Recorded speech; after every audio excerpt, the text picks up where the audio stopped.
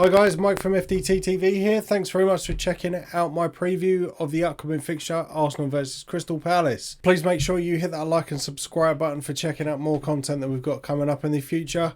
But let's just jump into it.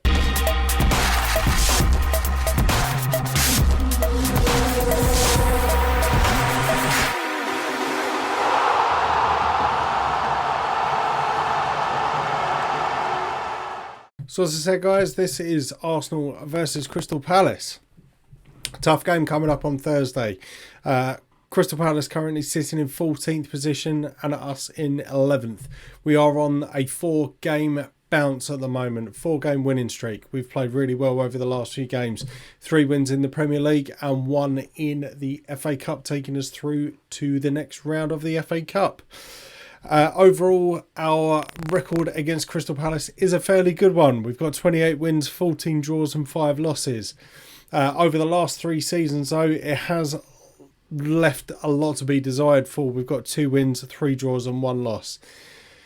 Looking at the most recent statistics, you could probably see this one playing out as a draw. However, with the recent form they have been on, I do think this is potentially going to be another win for Arsenal.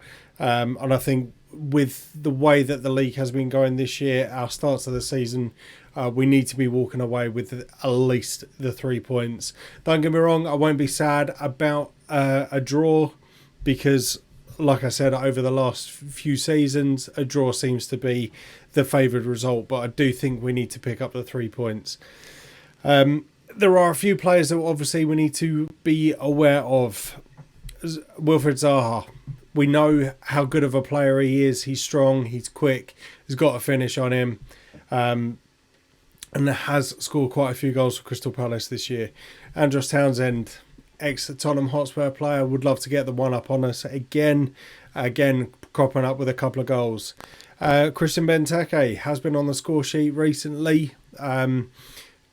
Big aerial threat in the box, and whilst we have improved on set pieces, again, it could still pose a threat to us in the upcoming game. There is one player who has been a bit of a standout player for Crystal Palace over the last couple of weeks, and that's Eze.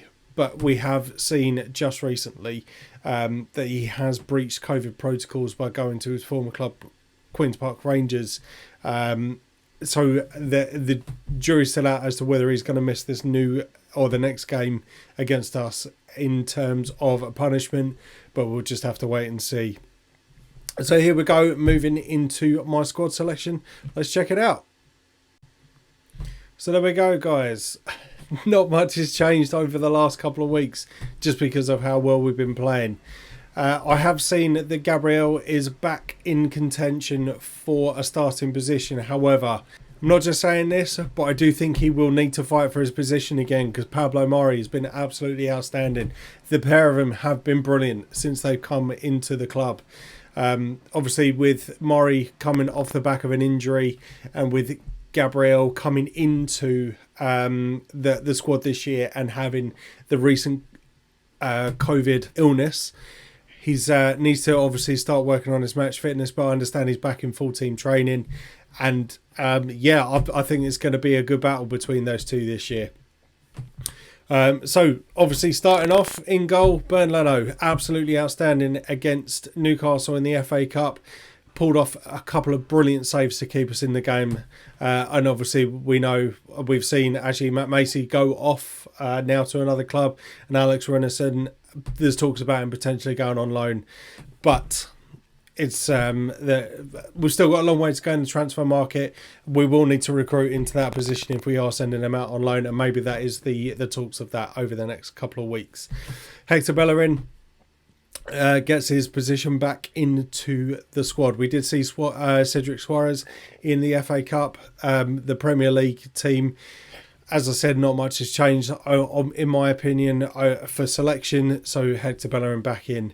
Rob Holding just signed his new long-term contract with the club today. Congratulations, Rob, on that contract. And he's been absolutely solid this year, so he goes back into the team. Like I've just mentioned, Pablo Mari, for me, keeps his place. We do have quite a few fixtures coming up over the next couple of weeks, again, because of the fixture congestion.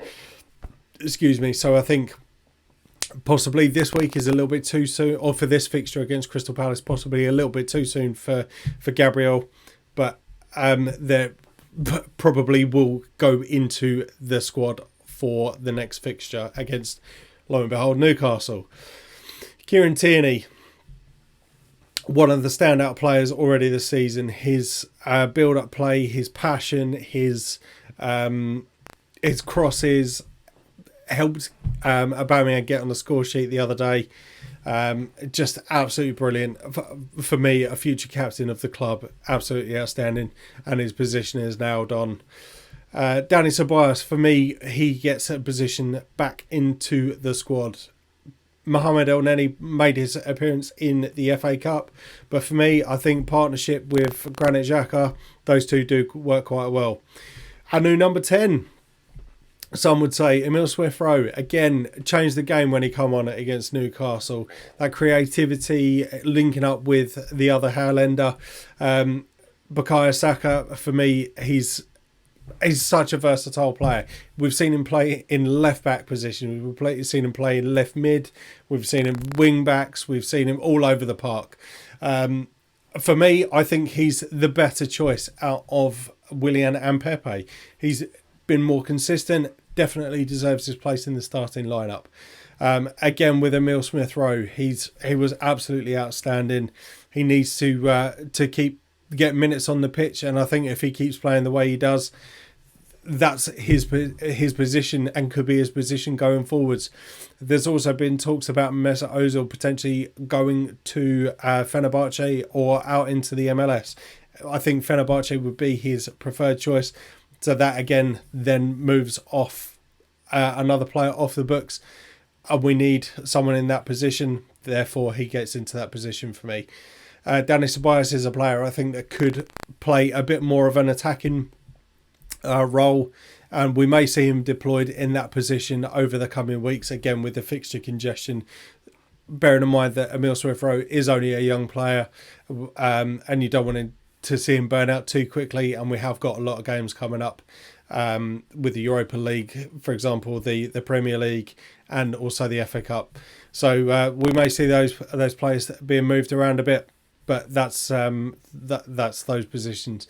Aubameyang, like I said earlier, got on the score sheet again against Newcastle. It was good to see him score a goal.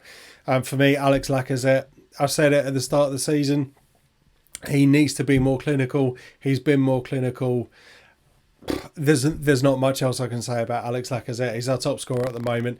Definitely needs to be on the pitch. So there we go, guys. That is my team. Please let me know what you would do different, if there is anything you would do different.